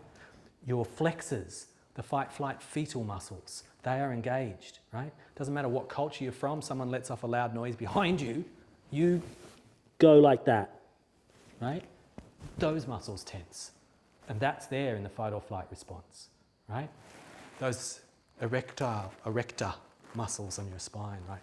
That piece there. The response is immediate, and you don't take my word for it. Just try it. Yeah. Just when you feel like shit, when you feel like the defeated man, and you can only work on the problem from the outside in, right? Put on a tea talisman, right? Feeling like the defeated man, like fuck, right? Straighten your back, set your jaw, and go out and just go on a walk. Like walk like you mean it, right? Do that, and that's all you can do, and you're just like, fuck, this better work because I am feeling at the fucking bottom right now. Experience it, right? And you will see that there is an immediate response inside there. It's incredible. And there's a response inside you, but then there's a response by your tribe that responds differently to you when you have the capacity to hold eye contact, when you have that capacity to meet the world with a stiff back and an open heart, right? All of those things. People respond to you differently, and that response, that holds you then. Yeah, it's a feeds positive it back. feedback loop. It feeds it back. Yeah. And so at the start, you were faithing it. And I really prefer faithing to faking, but Nice. Whichever one Fuck yeah, that's you great. do, right? Like You're that doing too. it on faith, and you know, like, okay, it's a part of, like, get out of your head, get into your body, get out there, walk. And these things we need to do to be those alpha males, right? To follow that.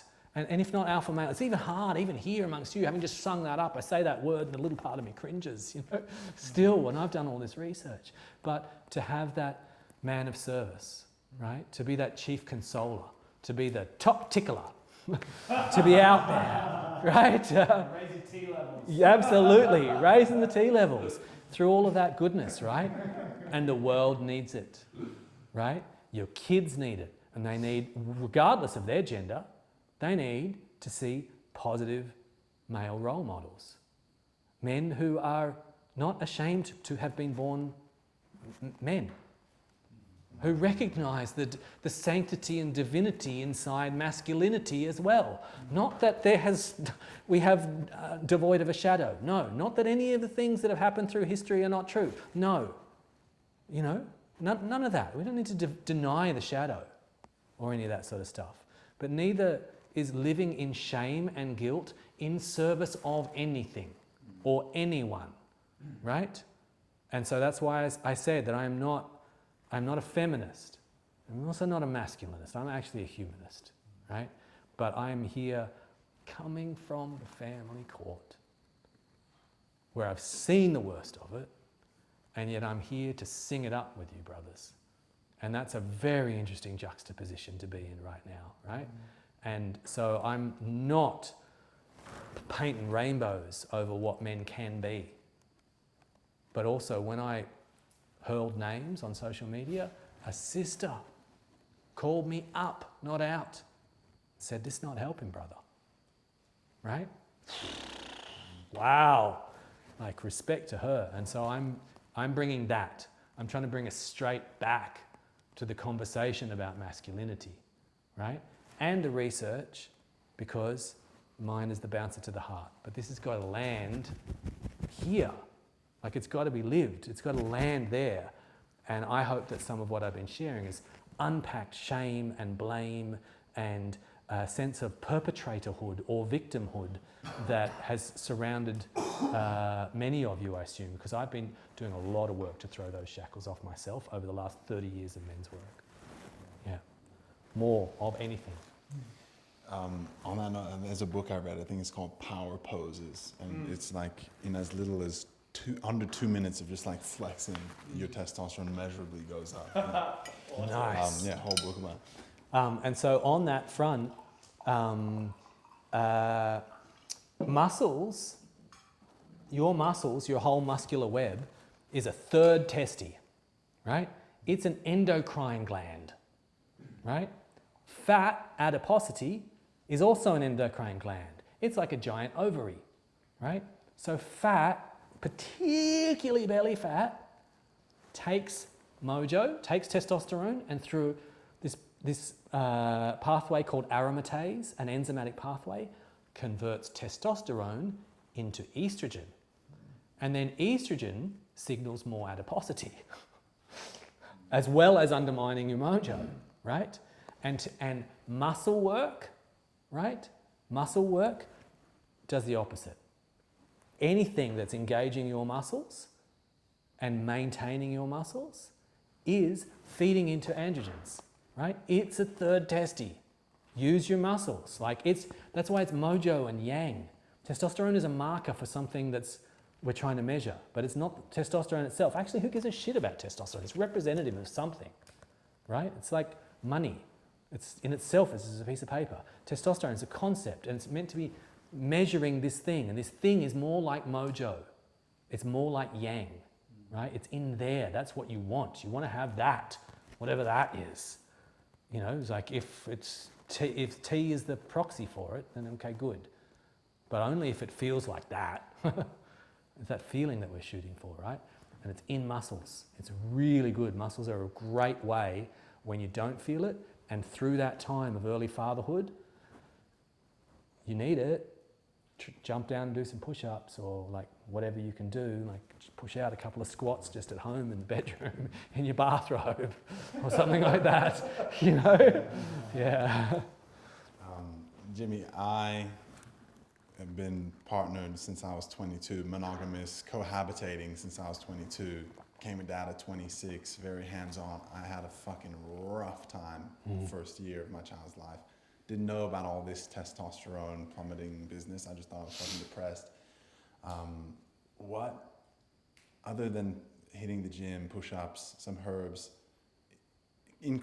considering all that and the xenoestrogens in the environment, is TRT a thing that you would ever advocate for? Because you think about it, old men, like, oh, the testosterone is plummeting, but like you said, it's plummeting all across the board. Is TRT an option, or is it just... It's definitely an option. Ways? It's definitely an option. Because I'm the natural herb guy, the doctor of Chinese medicine, the yin yang guy, you know what you're going to get, what answer you're going to get. So it's very biased in this regard. My emphasis is on all these other measures that I'm talking about, right? And outside ingestibles, and there's a world of ingestibles, there's a whole other workshop on that sort of front. I really want to make sure that psychosocial component of your mojo is there for you to define your own ladder of success and put yourself on it if not at the top, at a respectable position on your pyramid of success. You define success. When we say that, when the WHO says health is not the absence of disease, but a dynamic state of physical, social, and mental well-being, saying health is well-being. That's what they're saying. It's pushing a definition back, which is what definitions do. And well-being is a life well lived. A life well lived according to you. Not according to a Tongan woman. Not according to a Vietnamese grandfather. Not according to him or your neighbour. According to you. And that well-being, when you are hitting those marks for you as a man, that will drive your mojo up.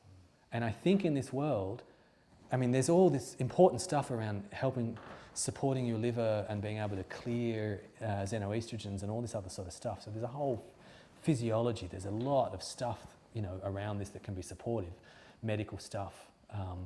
But today I've been really focusing on that other piece, and I think it's really important, right? Yeah, so it's definitely an option. It needs to be done cautiously. If you do, you need to support the hell out of your liver. Otherwise, your chance of losing your hair and having other problems, from poorly metabolized synthetic hormones, and then not being able to get off them without, like, it's a use it or lose it thing. And so in general, it's just like, do I recommend taking corticosteroids or trying to get your endogenous cortisol production up? Endogenous cortisol production. What happens when we use external synthetic cortisone, right?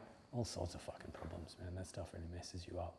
Like, it's early days, there's value in it. I don't want to undermine any man that feels like he needs that. I would say put it off as long as possible. Don't be doing it at your age. Don't go near it. Take your herbs. Yeah, take your herbs, get your mindset straight, keep in your body. I feel like skiing and stuff. Separation. We get these herbs. Yeah. People are like, oh, you don't sleep together? And I'm like, fucking so good. I think for couples and for women as well, like for couples, space, getting away. The idea that you can never have too much time together and that you should always be together I think it's a profoundly unhealthy idea that's not supported by the evidence, right? And I think that it's really important. Like, if Kenyan polygamy isn't an option for you.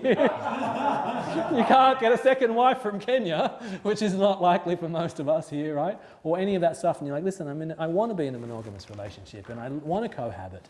Then, Monday nights is my Mooney Monday. I'm on my own in the room and my wife is off in the studio. I'm on my space. That night is mine. Another night I'm out here or this, that, da-da-da. I think time apart, all that stuff. I think maybe Data used to speak about that as well.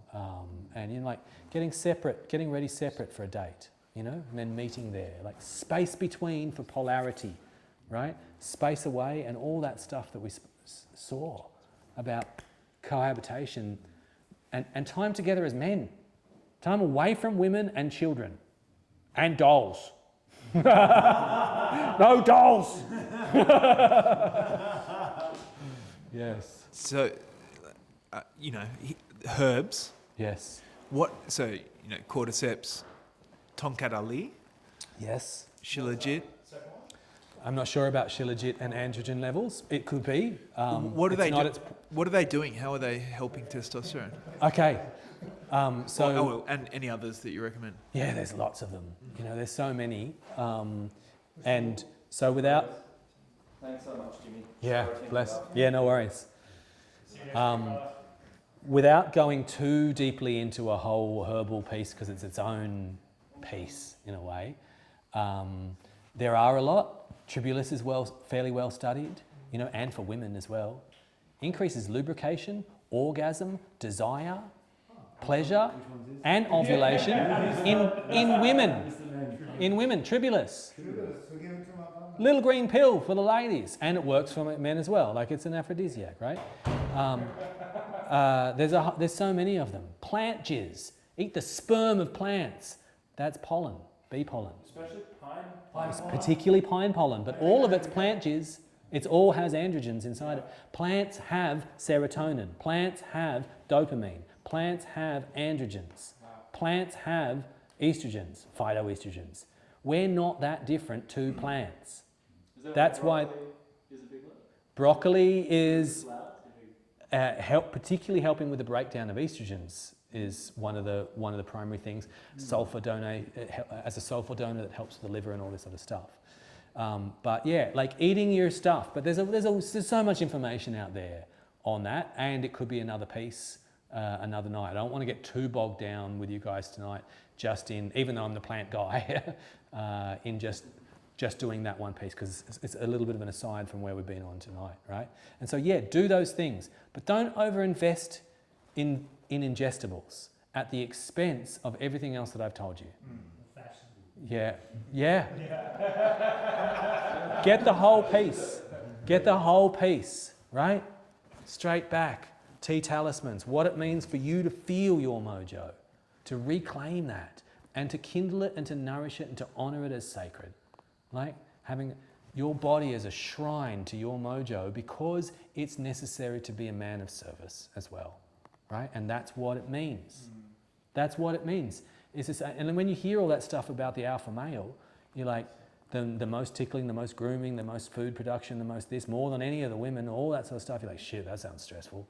Like, having a harem or something like that. It's like, yeah, it is. And their cortisol levels show that they are working hard, those silverbacks, right? It's a big job to be able to be that big tree, to provide shade to as many people as you can, right? To be of service in this. And so redefining masculinity in these terms and understanding the pitfalls, the tragic ones that I outlined tonight, that you're hurtling towards everyone in this room. Does it go the second kid as well? Say that again? Your T plummets for the first child. I believe so. Second one as well? Yes, yeah.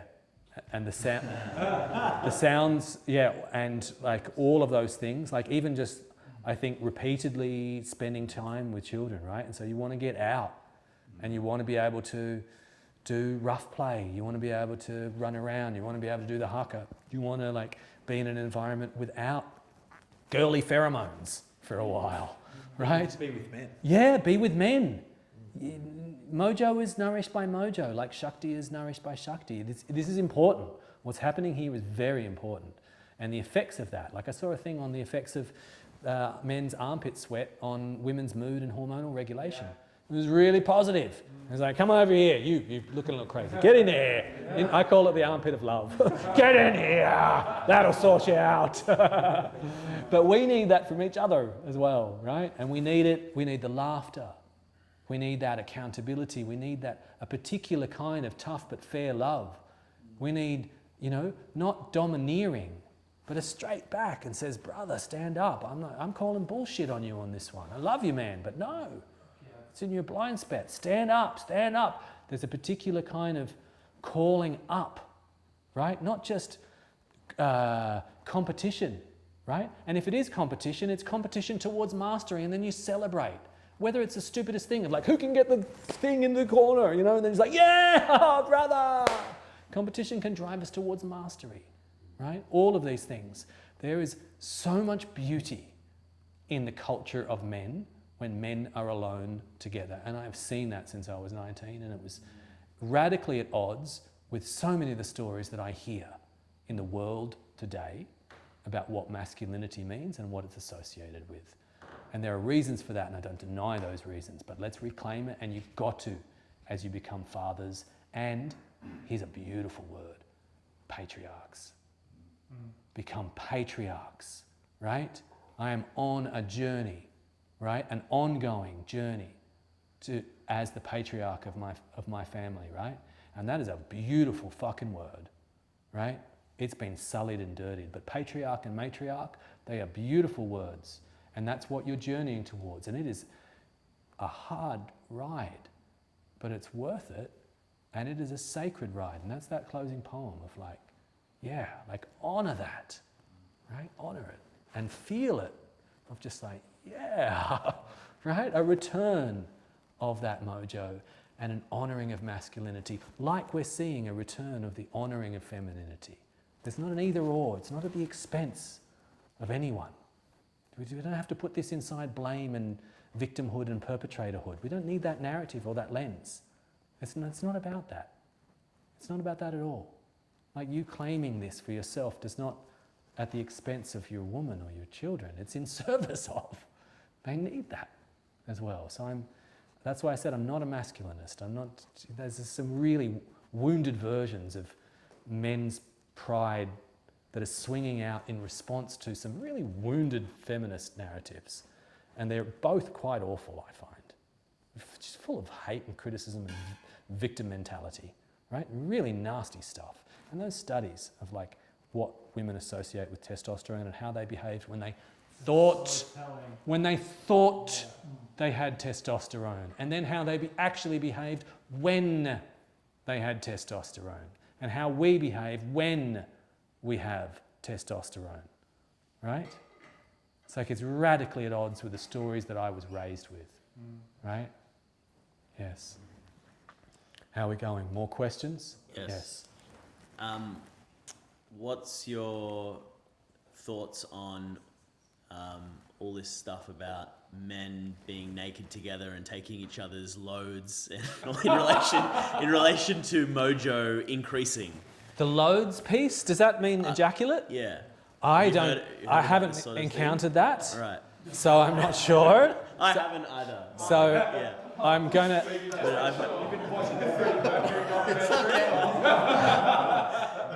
I've heard quite a bit of this sort of thing. Like, I wouldn't be surprised that does it sound accurate? It sounds plausible. Yeah. Whether or not it's true, I'm completely like historically, all the fucking companions. Yeah, I don't know. We before going to war, they would do all this sort of shit or something. Exposure to all of these things, like the intense hormonal soup that comes out in male ejaculate. You can help induce labour with it by making love with your beautiful pregnant woman and ejaculating on the cervix. It's biologically active. It's not inert. It's not inert. Your sweat isn't inert. It's definitely not inert. It will do something. What it does and whether you want to do that, if you want to do that, I'm all about it, absolutely. But I don't actually have knowledge about it.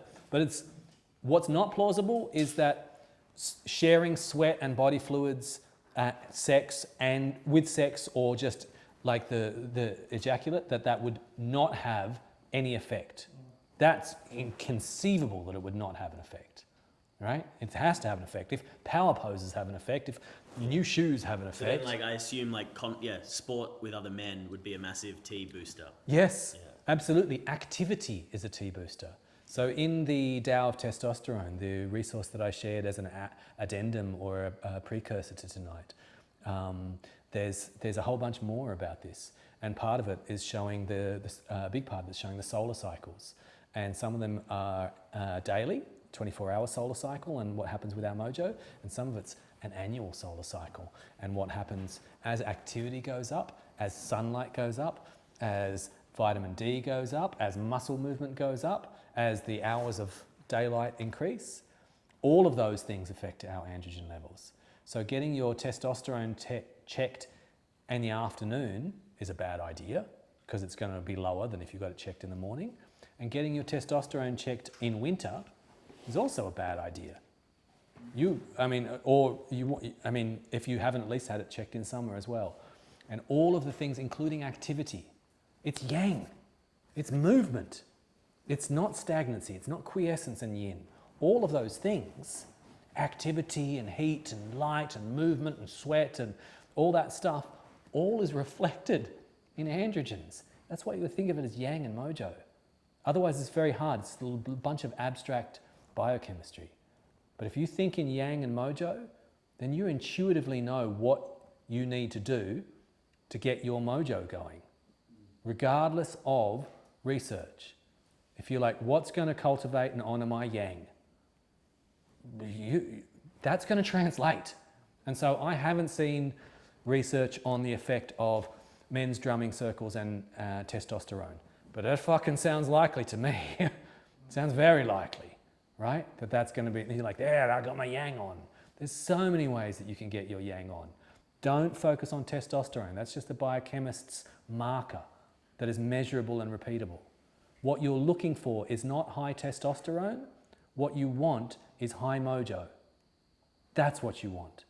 Testosterone is just a number on a piece of paper. That's not what you want. And what you want is MOJO. That's actually what you want. So shoot for that.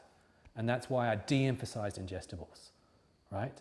Because they're currently overemphasized and we consume them the same way we consume everything else in our consumerist society. We consume other cultures, we consume other spiritualities, we consume the earth, we're consuming information, we're consuming everything. It's in this whole thing, right? And it's just like, no, it's in you, brother. Like, it's in you, it's endogenous. Like, hold the stance, the asana, right? And yeah, okay, I said the stiff back and the this and da-da-da. But psychic stance of success, of feeling like, yeah, doing all right, you know? I got this. Your T levels go up just like that when you adopt that mental posture, right? And if you can't adopt the mental posture, tackle it from the outside in and adopt the physical posture until you can get the medical posture. And the mental posture will follow after. Yeah. Dietary related question. Yes. Having a regular coffee. Yes. You mentioned in your video to start with testosterone in the morning, carry with that strong tea rise and then have a green tea maybe at midday. Yes. What does caffeine do to us? Good question. So I'm going to try and speak about it in broad terms as well. It's you're getting a lift to your yang. It's hot and stimulating and there's going to be more yang and more activity, right? For a period of time. But it's like a credit card on your yang and on your activity and also on your yin. It's a credit card on your adrenals. And so you're going to have your adrenaline go up. You're going to have your cortisol go up. You're going to use your cortisol buffer, your anti-inflammatory cortisol buffer more. And what goes up goes down.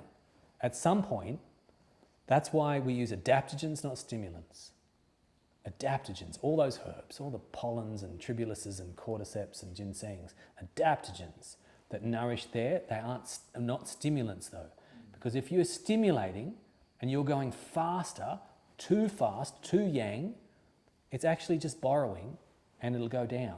right? And so coffee is a thing that you want to use like an entheogen.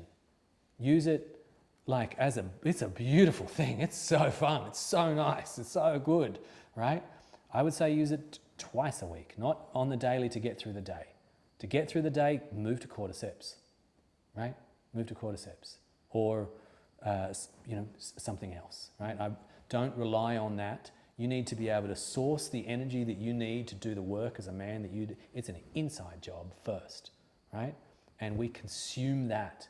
We give the black oil to the machines and we give the black coffee to the men running the machines. And it's unsustainable. It's not sustainable chi, right? But sometimes, hells yeah. Sometimes MDMA, sometimes, LSD, sometimes ayahuasca, sometimes a line of coke. The sometimes is okay. It's the daily that'll get you. Not on the daily, I don't recommend it. Yeah, it'll exhaust you and it'll deplete it, right? And your dopamine will go down, and dopamine and testosterone are tightly coupled. It's going to push your dopamine up, and then your body is you're going to peak dopamine will go up, and then your baseline thermostat of dopamine is going to get like, oh, that was too high, turn it down. You have lower dopamine after that. It's driving it down, whatever's peaking it. Like any drugs that peaking that dopamine is taking the thermostat down. You want to raise the baseline, right? That's why the ice plunges and the other things are trying to rise the baseline of your dopamine so you can sustainably be motivated. And there's a tight coupling in yang with testosterone and dopamine. Tight coupling, yeah. This including green tea in that? It's less heating, it's less stimulating, it's more sustainable, it's got more other benefits, it's more, yeah, and so you can overdo it. You can have 27 cups of green tea and it's the same as having a triple espresso. Like you can make it a stimulant to that point. You can turn ginseng and use it in a way that's stimulating, right? And then you're undermining that yin as well. Like it's out of balance. You're looking for balance and a sustainable ride, right? So yeah. Does the coffee itself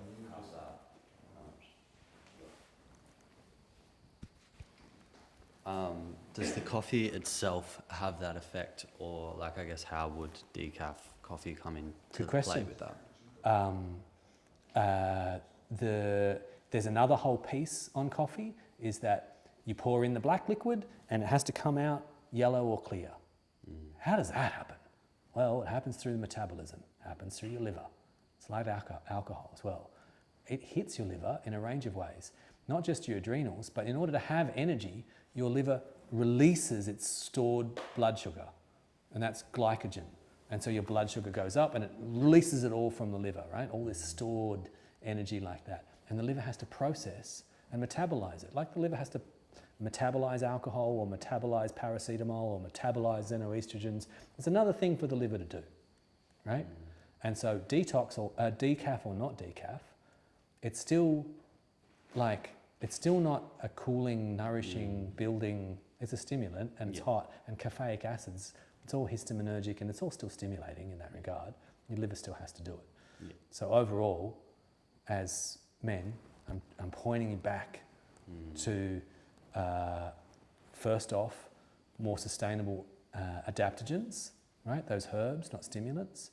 And then behind that, a more sustainable source of MOJO that is, dopamine is generated endogenously, ideally, from your life. The approach, you're like, I have dopamine for hitting the goals that I want to hit because I'm inspired to hit them. And so my dopamine is there. It's like, I really want to hit this goal. That's dopaminergic. And if you're off track and your life is not dopaminergic enough, you are going to look for dopamine donors. And that means that you're not on that MOJO pyramid. You're off path in some way. It's not working for you. And that's an idealistic thing to say in the modern world. You know, I have a cup of Shaolin coffee, this herbal thing I make in the morning that doesn't have coffee in it, but it has tea in it. And so I have caffeine like most days, right? So I'm not trying to preach some monk-like life around these things, but I know what I can sustain and what I can't sustain with stimulants. And it's a tricky beast. Caffeine caffeine, nicotine, morphine. They're very similar. They're alkaloids that are just a little tweak away. About the cow. Also, theobromine, another alkaloid that's very hard on the liver, and by being hard on the liver, it will reduce your liver's capacity to break down estrogens. And so the liver is an important part of male mojo. Yeah. And what about oxytocin and testosterone? Because it makes me think of the, the baby comes, testosterone drops. And I've also heard that, you train all these dopamine pathways. Yes. And you need to kind of retrain for oxytocin Interesting. pathways. I'm not sure about the relationship between androgens and oxytocin. So broadly, I have to confess my ignorance around that.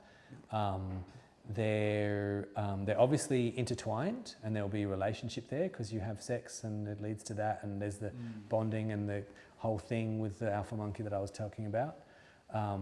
But it may have a buffering, like a yin-yang kind of effect with it as well. But I have to confess my ignorance about the relationship between oxytocin. But it's a good thing. Your brain loves oxytocin, your immune system loves oxytocin. You are a mammal, you need oxytocin. We need oxytocin. Don't be afraid of oxytocin, I would say. I mean, be afraid of who you've got it with. Be afraid of who you got it with. Because if you got it with some raging, maniacal junkie, and you keep making it with her or him, it's like you're bonded to them and you're just going to keep bonding. It's going to glaze over. You're going to see them through the rose-coloured goggles, right? Be cautious where you get your oxytocin from, but otherwise I wouldn't say be cautious of oxytocin. Mammals need it. We are mammals. Yeah. Gents, it's 9 o'clock now, so maybe if we have any other question that would be Super last quick one. one. Yes.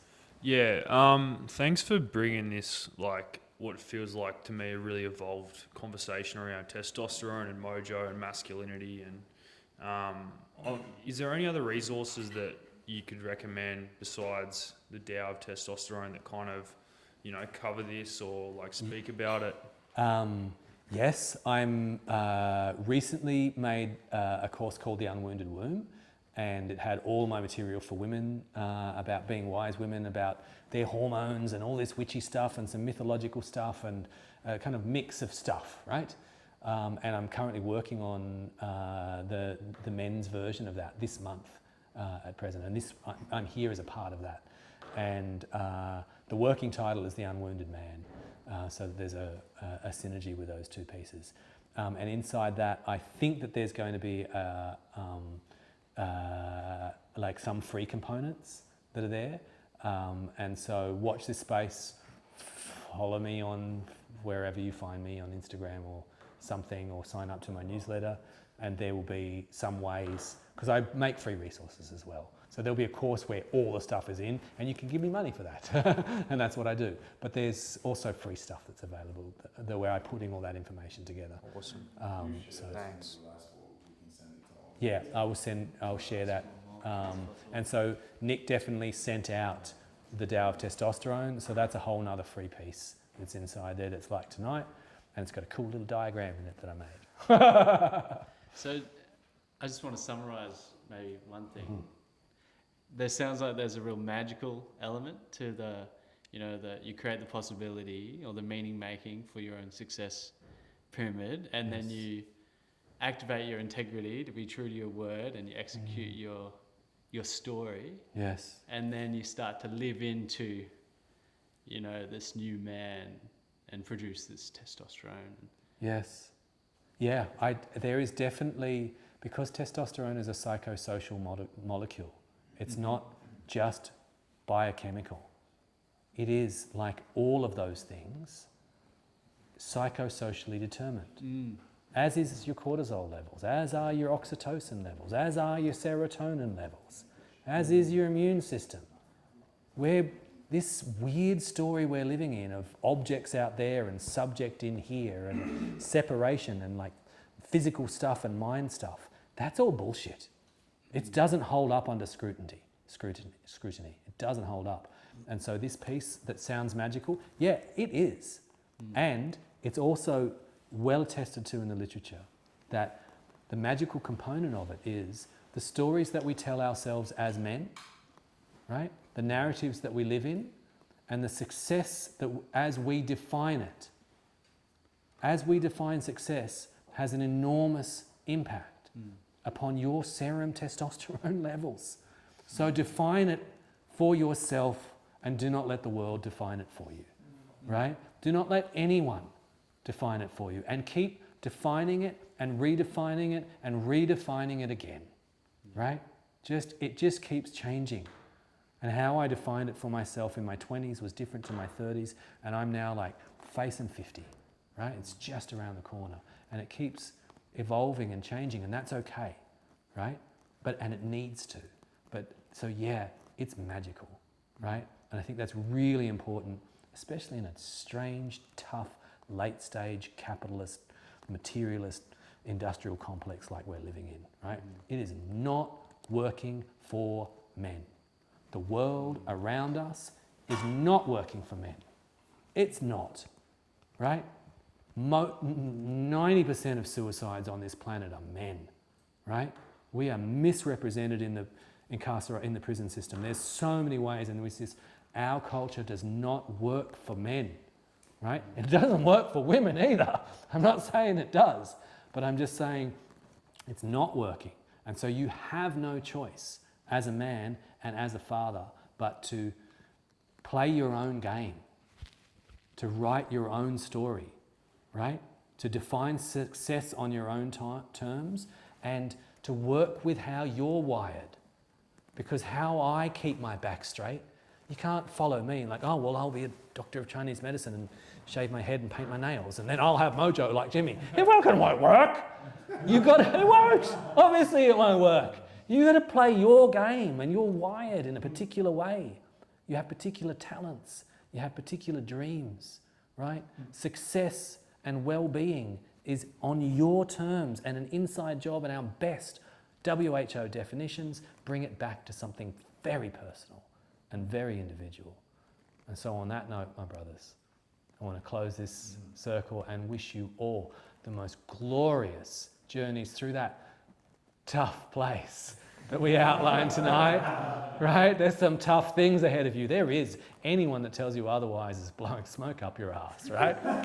Fatherhood's a rough ride, but it is so worthwhile. It is so worthwhile. And I hope, I really pray that with these tools and these stories and these myths and these images that I've shared with you, like with my passionate spell casting of these narratives that I've shared, rooted in science, that you are better equipped to be able to walk through as men of service with your backs held proud, raising beautiful young daughters and beautiful young sons. Aho. Thank you so much. Yeah. I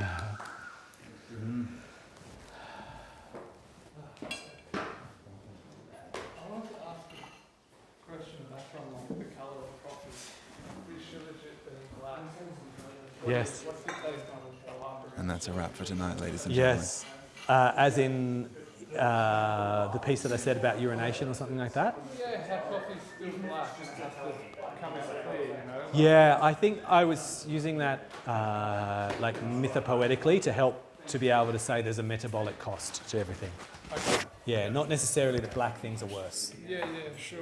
You know, like licorice tincture is black, and so it's not necessarily the black things, but I just use that to be